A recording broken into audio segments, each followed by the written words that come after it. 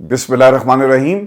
अस्सलाम वालेकुम नाज़रीन, मैं हूं इरफान हाशमी और आपको प्रोग्राम में खुश आमदीद कहता हूं। तारीफ़ ही उस रब्बुल इज़्ज़त के लिए जिसकी तरफ हम सबको लौट कर जाना है और जिसके हुजूर हम सबको एक दिन पेश किया जाएगा। दोस्तों, प्रोग्राम के शुरू में आप तमाम सुनने और देखने वालों से दरखास्त है कि आप इरफान हाशमी टॉक्स को जाकर ज़रूर सब्सक्राइब कीजिएगा। एक नई डॉक्यूमेंट्री डोनाल्ड ट्रंप का अमेरिका, ये हमने अपलोड कर दी है, जाकर इसे देखें। और व्यूअर्स, अब आज की अहम खबरें और चंद अहम सवालात। रावलपिंडी बाहर निकल आया और अलीमा खान का कैसे इस्तकबाल हुआ, व्यूअर्स इसकी तफसील आपके सामने रखेंगे। और इस हुकूमत के दिन गिने जा चुके हैं, इमरान खान की पेशन गोई, और क्या लॉन्ग मार्च 27 सितंबर के बाद होगा, इसका भी जवाब आ गया। और क्या तैयारी हो रही है और पाकिस्तान की आवाम क्या चाहती है अलीमा खान की जुबानी, आपको ये भी बताएंगे। और फिर व्यूअर्स, जज के भाई की सहूलतकारी और किस तरह से इमरान खान का केस अदालतों में लग नहीं रहा, प्रोसिक्यूटर आपका भाई, जज दूसरा भाई, तो फिर इमरान खान के केसों की जो समात है उसकी बारी कैसे आएगी, इसका मुकम्मल हाल अहवाल आपके सामने रखेंगे। और फिर फील्ड मार्शल की डोनाल्ड ट्रंप से मुलाकात और शहबाज शरीफ साहब की भी 36 सेकंड की मुलाकात हुई है। नून लीग के दोस्त इन 36 सेकंड के हवाले से क्या कहते हैं, ये भी आपको दिखाएंगे आज की इस नशिस्त के अंदर। और फिर डोनाल्ड ट्रंप ने इस्लामी ममालिक के सरबराहान से मुलाकात की। अमीर कतर ने गजा में जंगबंदी का मुतालबा किया है डोनाल्ड ट्रंप से, आंखों में आंखें डालकर। उस वक्त पाकिस्तान क्या कर रहा था और क्या खबरें आ रही हैं इस मुलाकात के हवाले से, ये भी आपको मैं बताऊंगा। और फिर डोनाल्ड ट्रंप दुनिया को क्या पैगाम दे रहे हैं आने वाले दिनों के अंदर, डोनाल्ड ट्रंप के ऐलानात किस तरह दुनिया की पॉलिटिक्स और जो ताकत का तवाजुन है दुनिया के मुख्तलिफ हिस्सों में, क्या ये बदल रहा है, क्या नए ब्लॉक्स बनने जा रहे हैं, इसका भी एक जायजा रखेंगे व्यूअर्स आपके सामने। लेकिन आज की जो सबसे बड़ी खबर है ना पाकिस्तान में, वो है अलीमा खान का शानदार इस्तकबाल। रियासत सर कोशिश ये करती रही है पिछले 2-2.5 बरसों में कि जो भी इमरान खान के हक में बोलेगा ना, तो उसकी आवाज को दबा दिया जाए, उसे नौकरी से निकाल दें अगर सहाफी बोलता है, अगर ज्यादा बोल गया तो उसके ऊपर केस बनाकर FIA या पीका कवानीन जो इनके पास अब एक हथियार के तौर पर मौजूद हैं वो इस्तेमाल किया जाए, या फिर आप उसे इतना डरा दें, उसके खानदान के लोगों पर जुल्म करें कि वो मुल्क छोड़ने पर मजबूर हो जाए। पाकिस्तान में अलीमा बीबी, बाकी बहनें, आपने इनके बच्चों को भी जेल में डाला और ऐसे मुकदमात में डाला जिनका हकीकत से कोई ताल्लुक नहीं था, लेकिन फिर भी आप इन बहनों को खामोश नहीं करवा सके और वो 1 इंच भी पीछे हटने के लिए तैयार नहीं है। और फिर वो लोग जिनके बारे में आप कहते थे कि अडयाला के बाहर कोई नहीं होगा, आजकल आप देख लें कि हुक्मरान जो टोला है वो क्या कहता है कि कहो जाकर कि दुनिया बदल गई है। सर वाकई दुनिया बदल गई है। लोग इन तमाम तकलीफों और फस्तायत के बावजूद आज इस खानदान का पीछा नहीं छोड़ रहे। वो जहां निकलते हैं लोग पहुंचते हैं इनको देखने के लिए और इजहार यकजहती कर रहे हैं। अगर आप एक कंपैरेटिव एनालिसिस करें ना इस पूरे मंजरनामे का, तो ख्वाजा आसिफ साहब आज देखकर और नून लीग के बाकी दोस्त भी देखकर ना उन्हें नींद नहीं आई होगी, क्योंकि ये वो इस्तकबाल है जिसके लिए बाऊजी हमेशा तरसते रहे। ख्वाजा साहब ये कहते हैं कि हमारे लीडर के लिए कोई नहीं निकला और लोग नहीं निकलते। नवाज शरीफ साहब 1 बरस तक कोट लखपत जेल में रहे। हमने कभी भी इस तरह लोगों का जमे गफीर उनके खानदान के बाकी लोगों के लिए नहीं देखा। शहबाज शरीफ के लिए बाकी जो पीछे भतीजे बेटे वो अपने बाप को मिलने के लिए गए, लोग उनके साथ नहीं चले। ये एक वाज़ेह फ़र्क है आज की तारीख में। आपने कहा कि दुनिया बदल गई, वाकई हालात बदल गए, दुनिया बदल गई। आज अडयाला की सड़कों पर पाकिस्तान की आवाम ने निकलकर इमरान खान की बहनों के साथ इजहार यकजहती किया और ये पैगाम कैदी नंबर 804 तक पहुंचाया और ताकतवर लोगों को ये दिखाया कि जिसको तुम माइनस करने की कोशिशों में लगे हुए वो माइनस नहीं हो रहा, वो प्लस प्लस होता जा रहा है। अलीमा खान की गुफ्तगू रात गए अडयाला के बाहर, जब वो मौजूद थी वहाँ से रवाना हुई। एक वक्त के बाद जब उनकी मुलाकात नहीं करवाई गई और लोग सारा दिन वहाँ पर उनके साथ खड़े रहे, अवामी असम्बली का एहतमाम किया गया, तो अलीमा खान ने जाते हुए मीडिया से जो उनका इंटरेक्शन हुआ वो क्या कहती हैं कि हमने खड़े रहना है, इमरान खान को हमने अकेला नहीं छोड़ना। सिर्फ हम बहनें ही नहीं बल्कि तमाम लोग यहाँ इमरान खान की खातिर मौजूद हैं। पुलिस वाले तो खुद मजलूम और कैदी हैं। अच्छा, मैंने ना इस हवाले से जो दोस्त हमारे रेगुलर जाकर अडयाला को कवर करते हैं, मैंने उनसे ये पूछा कि यार आपकी ये जो पुलिस वाले जो भी वहाँ पे ड्यूटी दे रहे होते हैं, कभी इनसे मुलाकात हुई, ये एक ही चेहरे आपको हमेशा नज़र आते हैं या फिर इनको रोटेट करते हैं? उन्होंने कहा नहीं जी, एक ही चेहरे आपको नज़र आएंगे। और उनमें आपने वो SHO एजाज का नाम भी सुना होगा। تو میں نے کہا کہ کیا یہ تھکتے نہیں ہیں؟ یہ ان کا کیا خیال ہے؟ یہ جو کچھ ہر منگل کو اور جمعرات کو خاندان کے لوگوں کے ساتھ کیا جاتا ہے، تو وہ یہ کہتے ہیں کہ وہ بہت پریشان ہوتے ہیں، اور جب کسی کی ڈیوٹی لگ جاتی ہے نا اڈیالہ کے باہر، تو اسے یہ ڈر ہوتا ہے کہ اگر میں نے کچھ ذرا سا بھی غلط کیا تو میرے اوپر جو افسران بیٹھے ہیں وہ مجھے چھوڑیں گے نہیں، اور لوگ تنگ آ چکے ہیں۔ جب ان سے سوال کیا جاتا ہے نا تو وہ کہتے ہیں کہ سر یہ ہم نہیں کہہ رہے، ہمیں تو اوپر سے حکم ہے کہ روک لو، ہم آپ کو روک لیتے ہیں۔ علیمہ خان یہ بھی کہتی ہیں کہ پولیس والے خود مظلوم اور قیدی ہیں۔ جو ممبران اسمبلی یہاں آئے اور جو لوگ دور گجرانوالہ گجرات اور دور دراز علاقوں سے آتے ہیں، ہمیں بہت حوصلہ ملتا ہے۔ دیکھیں یہ آپ کا حوصلہ بڑھ جاتا ہے۔ آباد فاروق کی بات آج بھی مجھے یاد ہے کہ جب ہم ہتھکڑیوں میں باہر لائے جاتے ہیں اور عدالت میں ہماری پیشی ہوتی ہے تو ہم لیفٹ رائٹ دیکھ رہے ہوتے ہیں کہ یار کوئی ہے ہمارے لیے کھڑا ہونے والا، ہماری آواز کو اٹھانے والا، اور جب آپ کو آپ کے لوگ نظر آتے ہیں اور آپ کا نعرہ وہ لگا رہے ہوتے ہیں تو ہمارا خون بڑھ جاتا ہے، اور ہماری ساری تھکاوٹ، ہماری ساری جو فسطائیت کو جھیلتے جھیلتے اور جو ہم اس وقت جس طرح سے مقابلہ کر رہے ہیں، ہماری ساری تکلیفیں جو ہیں وہ ہمیں آسان لگتی ہیں۔ تو یہ وہ مشکل تھی جو پاکستان کے عوام نے آسان کر دی، اور حوصلہ بڑھتا ہے۔ اور علیمہ خان نے یہ بھی پیشن گوئی کی خان صاحب کے حوالے سے کہ یہ پریڈکشن ہے عمران خان کی کہ یہ نظام اب مزید نہیں چلنے والا۔ اب جب عمران خان کے کیس ختم ہو رہے ہیں تو تب جی ایچ یو کیس جان بوجھ کر کھولا جا رہا ہے۔ ایک انتہائی اہم سوال، اور آپ دوستوں کے ذہن میں بھی یہ ہوگا کہ 27 سپتمبر کے جلسے میں ایسا کیا ہوگا۔ ایک بات آپ نے یاد رکھنی ہے، جو علیمہ بی بی نے باتیں کہی وہ تو میں آپ کو بتاؤں گا آگے چل کر، لیکن 27 سپتمبر کا جو جلسہ ہے دوستو، یہ لوگوں کو دوبارہ سے ایک پلیٹ فارم پہ اکٹھا کرنا ہے۔ یہ تجدید کا دن ہے پاکستان میں جمہوریت کے خلاف۔ جو 8 فروری کو آپ نے کام کیا، اس کے خلاف یہ اعلان جنگ ہے۔ پاکستان میں جمہوریت کو کیسے واپس لے کر آنا ہے۔ جو لوگ ایک مرکز پر اکٹھے نہیں تھے، منتشر ہو گئے، ان کو دوبارہ سے اکٹھا کرنا یہ مقصد تھا، اور اسی لیے عمران خان نے پشاور میں جلسے کا اعلان کیا کہ لوگوں کو نکالو، لوگ اکٹھے ہوں، کراچی سے لے کر خیبر تک سب پشاور پہنچیں، تاکہ اس حکومت کو ایک پیغام دیا جا سکے کہ جن کو تم توڑنے پہ لگے ہوئے ہو، عوام ان کے لیے اکٹھی ہوتی ہے اور بار بار اکٹھی ہو رہی ہے۔ اب سوال ان سے یہ ہوا کہ 27 سپتمبر کے جلسے کے بعد عمران خان کیا کسی لانگ مارچ یا دھرنے کا اعلان کریں گے؟ تو اس کا جواب جی آ گیا، اور علیمہ بی بی یہ کہتی ہیں کہ عمران خان اس قسم کی چیزیں لوگوں پر زبردستی نہیں ڈالتے۔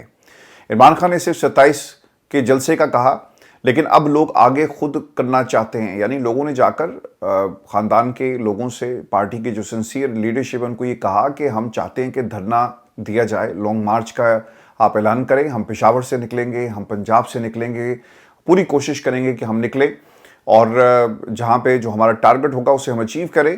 تو یہ لوگوں کی طرف سے ایک ڈیمانڈ ہے۔ اب اس کے اوپر پاکستان تحریک انصاف کیا اعلان کرے گی؟ دیکھیں یہ جو لیڈرشپ آپ کو باہر نظر آ رہی ہے، ان کے ہوتے ہوئے کوئی بھی لانگ مارچ اگر اس کا اعلان ہوتا ہے تو یقیناً اس کا بھی وہی حال ہوگا جو ماضی میں ہم نے پہلے لانگ مارچ جو دیکھے، علی امین گنڈا پور لوگوں کو لے کر نکلے، لیکن اپنی منزل کے بہت قریب پہنچنے کے بعد انہوں نے سب کچھ جو ہے ہتھیار اپنے پھینک دیے، اور وہ اسمبلی کے فلور سے نمودار ہوتے ہیں۔ تو لوگ چاہتے ہیں جی کہ ایک دھرنا دیا جائے یا لانگ مارچ ہو، لیکن لیڈ کون کرے گا؟ That is the main question. اب پاکستان تحریک انصاف کے مخالفین کے کیمپ کے اندر یہ بے چینی پائی جاتی ہے کہ پارٹی کو اگر کوئی لیڈ کر سکتا ہے عمران خان کے بعد تو وہ کوئی سیکنڈ ٹیئر لیڈرشپ روایتی سیاستدان نہیں ہے، بلکہ وہ گھر کے لوگ ہیں، علیمہ بی بی ہیں، جو لوگوں کو باہر نکال کر لیڈ کر سکتی ہیں۔ تو لوگوں کی بڑی خواہش ہوگی کہ علیمہ بی بی جو ہیں وہ اس لانگ مارچ کو لیڈ کریں اور ان کو ان کی منزل تک پہنچائیں۔ لیکن جو پچھلے 1.5 برسوں میں ہم نے علیمہ بی بی یا خاندان کے باقی لوگوں کے خلاف گھیرا تنگ ہوتے ہوئے دیکھا ہے، وہ اس لیے ہے کہ ان کو بھی نظر آ گیا کہ لوگ عمران خان کے بعد اگر کسی پر یقین رکھتے ہیں تو وہ علیمہ خان یا باقی بہنیں ہیں۔ اور آپ دیکھیں کہ نورین نیازی کا ہم نے کبھی اس سے پہلے اس طرح سے نام نہیں سنا تھا، یا دوسری بہن کا، لیکن پچھلے 2-3 جو مہینے گزرے ہیں، خاص طور پہ جب سے حسان نیازی کو سزا سنائی گئی اور باقی لوگوں کو گرفتار کیا گیا، اٹھا لیا گیا، تو باقی بہنیں بھی لائم لائٹ میں آئی، اور خاندان کے ساتھ پاکستان کی عوام کا ایک تعلق آپ کو مضبوط ہوتا ہوا نظر آئے گا۔ تو لوگ سر ان کے اوپر ریلائی کرتے ہیں، ان پہ یقین ہے کہ یہ ہمیں علی امین گنڈا پور کی طرح دھوکہ دے کر نہیں جائیں گے۔ اب اگر آپ اس قبیلے سے تعلق رکھنے والے صحافیوں کے ٹویٹس کو دیکھیں نا، تو وہاں بھی یہ خوف پایا جاتا ہے، اور کوئی پیکا اور کوئی 26 نومبر کی سزا دینے کی بات کر رہا ہے۔ تو علیمہ بی بی اگر لیڈ کریں، اور بالکل وہ کر سکتی ہیں، تو ایک جلسہ، ایک لانگ مارچ ضرور ہو، اور پھر اپنے مقاصد کو حاصل کیا جا سکتا ہے. اگر یہی لیڈرشپ ہوگی تو نتائج سر ڈیفرنٹ نہیں ہوں گے. پھر میں آپ کو یہ بھی خبر دوں کہ نورون نیازی صاحبہ نے ایک اعلان کیا ہے. وہ یہ کہتی ہیں کہ آج ہم نے احتجاج کیا, اگلے ہفتے اس سے ڈبل اور اس سے اگلے ہفتے اس سے زیادہ احتجاج ہوگا. ہم ان کو مجبور کر دیں گے کہ یہ منگل کی ملاقاتیں ہماری کھولیں. عمران خان کے پیغامات سخت ہی ہوں گے کیونکہ عمران خان جیل میں سخت وقت گزار رہے ہیں. عمران خان سے ملاقاتیں بند ہوئی تو پیغامات پہنچانے کے ہمارے پاس بہت سے ذرائع ہیں. پھر یہ جو آخری بات کہی ہے انہوں نے, میں اس سے اتفاق نہیں کرتا. آپ کی ایک حکمت عملی ہے, آپ اسے کیوں اس طرح اوپنلی ڈسکس کر رہے ہیں؟ لوگ اب پیچھے لگ جائیں گے کہ چیک کریں کہ کون سے لوگ ہیں جو پیغامات اندر لے کر جاتے ہیں, پھر ان کے خلاف بھی کارروائی ہوگی. آپ پنجوتا بردرز کے ساتھ جو کچھ ہو آپ دیکھ لیں. اور پھر لوگوں کی ملاقاتیں کیوں روکی جاتی ہیں کہ پیغام باہر نہ آئے. تو یہ جو خفیہ ذرائع ہیں جن کا آپ ذکر کر رہے ہیں, آئی ڈونٹ نو یہ بات اس طرح سے کرنی چاہیے. آپ اس پہ ضرور کمنٹ اپنے بھیجیے گا. میں ویورز آپ کو یہ بھی خبر دوں کہ پروسیکیوٹر صاحب اور جج صاحب دونوں بھائی مل کر عمران خان کے کیسز کے حوالے سے, ایک بھائی پروسیکیوشن میں ہے تو دوسرا بھائی جج ہے. یہ سہولت کاری ہے. سہولت کاری کیا ہے یہ میں آپ کو بتا دیتا ہوں. جی ایچ یو حملہ کیس کے اندر جو پروسیکیوٹر ہیں جی, وہ جسٹس انعام امین منہاس صاحب کے بھائی اکرام امین منہاس ہیں, اور وہ اس کیس کے اندر عمران خان کے خلاف ریاست کی طرف سے ثبوت پیش کر رہے ہیں. اب عمران خان کی توشہ خانہ کی بریت کی درخواستوں پر اسلام آباد ہائی کورٹ کے جسٹس انعام امین منہاس کی عدالت میں سماعت کے لیے جب جو کیسز تھے مقرر ہوئے تو پاکستان تحریک انصاف نے جج صاحب سے درخواست کی کہ آپ کے بھائی چونکہ پروسیکیوٹر ہیں اور عمران خان کے خلاف پیش ہوتے ہیں تو لہٰذا خان صاحب نے کہا کہ ہم آپ پر عدم اعتماد کر رہے ہیں, آپ اپنے آپ کو اس کیس سے الگ کر لیں. لیکن انعام امین منہاس صاحب نے جس کو مسترد کر دیا اور 7 ماہ سے بریت کی درخواستوں پر سماعت نہیں ہو سکی. دوستو یہ جو کسی جج کے لیے موریلٹیز کا جو سٹینڈرڈ ہے نا, وہ عام لوگوں سے بہت زیادہ ہائی ہوتا ہے. آپ نے انصاف کی کرسی پر بیٹھ کر لوگوں کو انصاف دینا ہے اور کسی طرح بھی کوئی یہ امپریشن نہ جائے کہ آپ کمپرومائز ہیں. جسٹس امین منہاس صاحب جو ہیں انہوں نے یہ مسترد کر دی بات, اور آپ دیکھ لیں کہ 7 ماہ سے ایک جج کرسی پر بیٹھا ہوا ہے, اس کا بھائی پروسیکیوٹر ہے, اور آپ کے اوپر تو الزام ہی یہ ہے کہ آپ دونوں بھائی جو مل کر عمران خان کو انصاف نہیں دیں گے. تو آج دیکھ لیں کہ 7 ماہ سے بریت کی درخواستوں پر سماعت ہی نہیں ہوئی. تو پاکستان میں سر یہ جو ہینڈ پک ججز ہیں وہ کیا کر رہے ہیں, وہ ایک ایک کیس عمران خان کا اسٹیبلشمنٹ کے کہنے پر اسے اس طرح ہینڈل کرتے ہیں. تو یہ ایک طرح سے سہولت کاری پاکستان میں اس خاندان کی طرف سے ہو رہی ہے. میں آپ کو ویورز یہ خبر بھی دے دوں کہ آج فلک جاوید کو اسلام آباد سے جی گرفتار کیا ہے. بتایا جاتا ہے کہ وہ پشاور جلسے میں شرکت کے لیے جا رہی تھی, جب ایک گاڑی میں جو سرکاری گاڑی جس کے بارے میں کہا جا رہا ہے, کلیم کیا جا رہا ہے, انہیں گرفتار کیا گیا اور پھر نامعلوم مقام پر منتقل کر دیا گیا ہے. اب یہ بھی بتایا جاتا ہے کہ ان کے اوپر پیکا قوانین لاگو ہوں گے. ریاست کے خلاف جو سوشل میڈیا اکاؤنٹس ہے انہوں نے استعمال کیے, زہر ریاست کے خلاف اور اداروں کے خلاف وہ اگلتی رہی, اور اس پر رپورٹ اس وقت یہی ہو رہا ہے. پھر کچھ لوگوں نے یہاں بھی دعویٰ کیا, اور میں امریکہ سے کچھ لوگوں کے کلپس دیکھ رہا تھا سوشل میڈیا کے اوپر, وہ یہ دعویٰ کرتے ہیں کہ وہ راجاؤں کے ڈیرے سے پکڑی گئی یا گرفتار ہوا. اب دیکھیں آپ سیاست کریں, مجھے ویسے حیرانگی نہیں ہوئی. نون لیگ کا ایک کلچر ہی سر یہی ہے. وہ آپ دیکھ لیں کہ لندن کے اندر اخلاق سے گری گفتگو جو ہے وہ ایک شخص کی طرف سے کی گئی. میں تو اس کا نام لینا بھی پسند نہیں کرتا اپنے اس پلیٹ فارم کے اوپر, اور جو الفاظ اس نے استعمال کیے. سر سیاست کو سیاست رہنے دیں. جب آپ اس پہ زہر اس طرح سے بھر دیں گے تو پھر یہ وقت آپ پر بھی آنا ہے. وقت ایک جیسا نہیں رہتا. لوگوں کا خیال ہے کہ شاید اسی طرح آپ پاکستان میں سوالوں کا جواب جو ہے وہ اپنی مرضی سے دیتے ہیں. لندن میں بھی شاید یہی ماحول ہوگا. وقت بدل جاتا ہے. ہارلے اسٹریٹ کلینک کے باہر لوگ جب کلثوم نواز کے بارے میں باتیں کیا کرتے تھے تو ہم انہیں منع کرتے تھے کہ یار یہ کام مت کرو, اور وہ واقعی اندر بہت زیادہ تکلیف میں ہیں, اور شاید وہ ہسپتال سے اب ٹھیک ہو کر باہر نہیں آئیں گے کیونکہ رپورٹس یہ بتاتی ہیں. اور پھر دیکھ لیں کہ کیا ہوا. تو لوگ اس وقت باز نہیں آئے, انہوں نے کھل کر سیاست کی. وہ آتے جاتے لوگوں پر آوازیں کستے, اور اندر سے تصویریں ایسی آئی جس کا مذاق اڑایا گیا جو نہیں کرنا چاہیے تھا. اور نون لیگ نے تمام حدیں پار کر دی. ان کو لگتا ہی ہے کہ شاید یہ ان کرسیوں پر ہمیشہ بیٹھے رہیں گے, ان کو عہدے ملے ہوئے ہیں, اور وہ نواز شریف کے خاندان کی ترجمانی کرتے ہیں. دیکھیں پاکستان میں جو تنقید آپ پر کر رہا ہے نا, اس کا صرف مسئلہ یہ ہے کہ ایک مینڈیٹ چوری ہوا, اور چوری کرنے والے اور جن کو چوری کر کے دیا گیا ان سے یہ سوال کیا جائے. پاکستان کی عوام کا یہ اختیار ہے, یہ انہوں نے فیصلہ کرنا ہے کہ نواز شریف ملک کا وزیر اعظم بنے گا یا عمران خان پاکستان کی عوام کا تاحیات وزیر اعظم ہے، دلوں کا وزیر اعظم ہے، یہ پاکستان کی عوام کا فیصلہ ہے اور یہی جمہوریت میں ہوتا ہے سر. لیکن یہاں پر پاکستان کی عوام کے فیصلے کو آپ نے ردی کی ٹوکری میں ڈال کر کچھ شخصیات کے فیصلے کو اس پر ترجیح دی، اور آج دیکھ لیں حالات کیا ہیں. اور جو مانگے تانگے کی سر حکومت اور سرکار ہوتی ہے نا، وہ اتنے بھرم نہیں دکھاتی.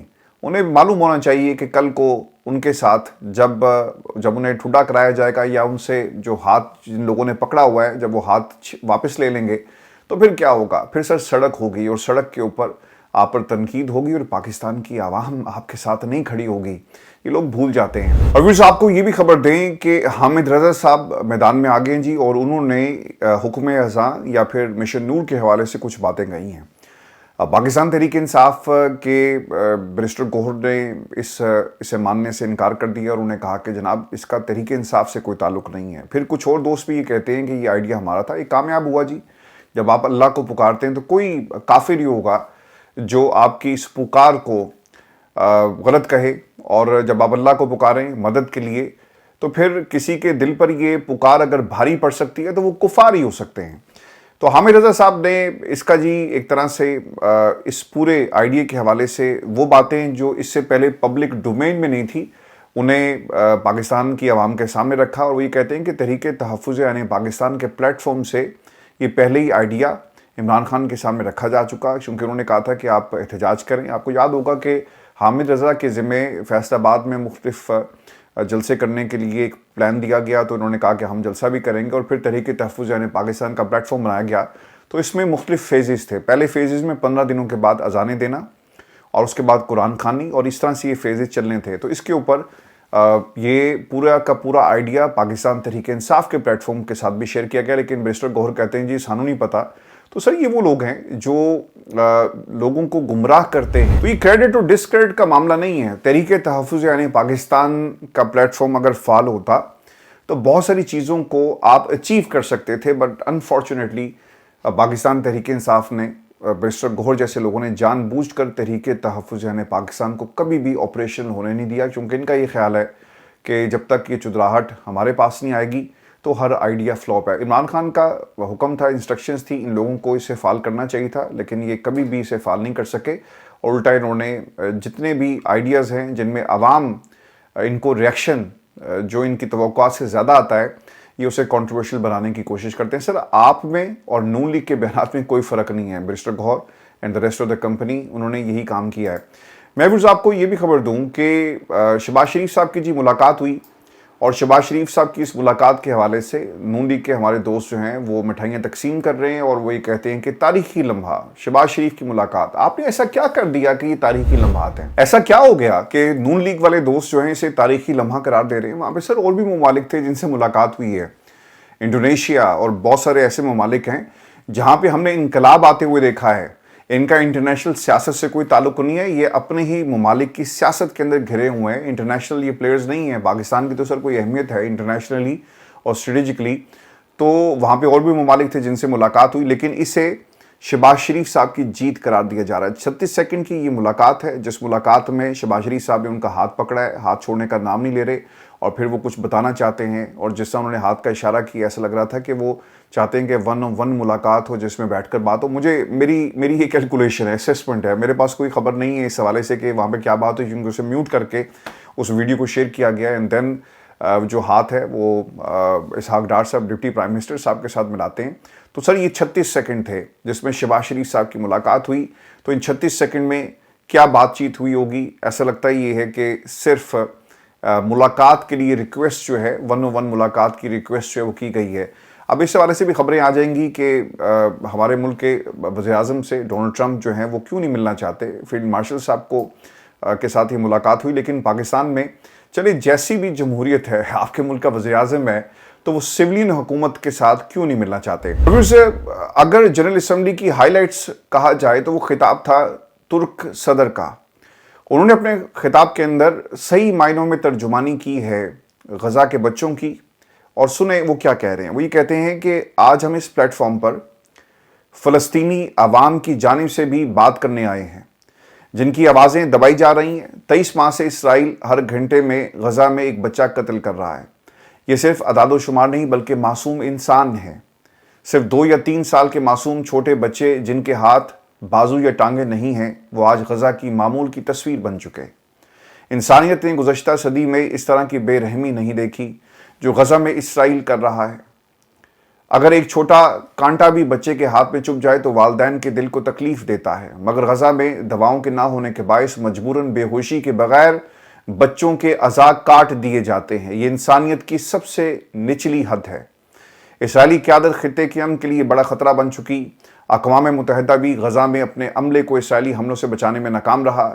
اسرائیلی جارحیت صرف غزہ اور مغربی کنارے تک محدود نہیں ہے. شام، ایران، لبنان اور یمن پر حملے کے بعد قطر پر بھی حملے سے ثابت ہوا کہ اسرائیلی قیادت بے قابو ہو چکی ہے. اور جو ملاقات ہوئی جس میں اسلامی ممالک کے سربراہان ان سے مل رہے ہیں، اس میں صرف قطر نے ڈائریکٹلی یہ مطالبہ کیا کہ غزہ میں جنگ بندی ہو، اور ڈونلڈ ٹرمپ سے ڈائریکٹ یہ مطالبہ ہو. جب آپ جہاز دیتے ہیں تو اتنا تو سر آپ کہہ ہی سکتے ہیں سامنے بٹھا کر.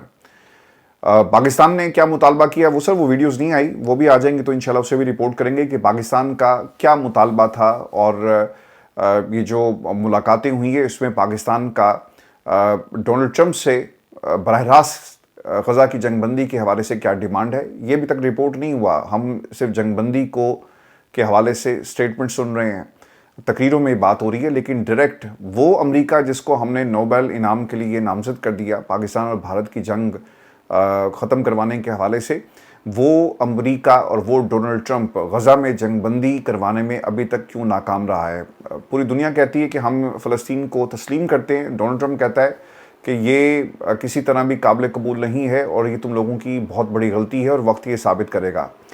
آج کی تقریر ڈونلڈ ٹرمپ کی اس نے مایوس کیا ہے دنیا بھر کے مسلمانوں کو، اور وہ لوگ جو ویسٹ سے جن کا تعلق ہے اور وہ فلسطین کو بطور ریاست آج قبول کر رہے ہیں. آج ویسٹ نے بھی قبول کر لیا لیکن ڈونلڈ ٹرمپ قبول کرنے کے لیے تیار نہیں ہے.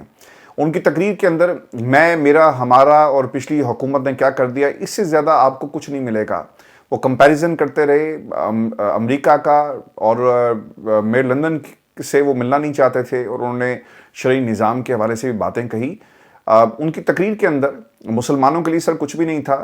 آپ کو آپ کی سرحدوں کی حفاظت کرنے کا پورا اختیار ہے، لیکن دوسرے ممالک کے اندر جب آپ کو سوٹ کرتا ہے آپ اسلحہ دے کر ان کی سوورینٹی کو پامال کرتے ہیں. دنیا کے مختلف ممالک کی جو سوورینٹی ہے وہ آپ اپنے بموں سے تباہ کرتے ہیں. اس وقت آپ کو خیال نہیں آتا کہ ایک دوسرے کا احترام کرو اور ایک دوسرے کی سوورینٹی کا ہمیں خیال کرنا چاہیے. آج یہ بیان آنا چاہیے تھا کہ غزہ میں جنگ بندی اسرائیل کو کرنی چاہیے، لیکن وہاں پر جو بچے شہید ہو رہے ہیں، یعنی 60-70 ہزار لوگوں کو آپ نے شہید کر دیا، اور ڈونلڈ ٹرمپ کہتا ہے کہ جب تک دوسری طرف سے ہتھیار نہیں پھینکے جائیں گے ہم ان کی سپورٹ کرتے رہیں گے.